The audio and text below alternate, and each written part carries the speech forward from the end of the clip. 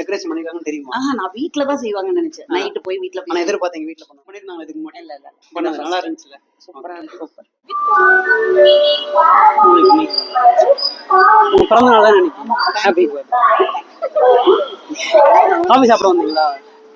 புரியல. வேற கூட்டம் வந்தாரா? காஃபி சாப்பிட வந்தீங்க.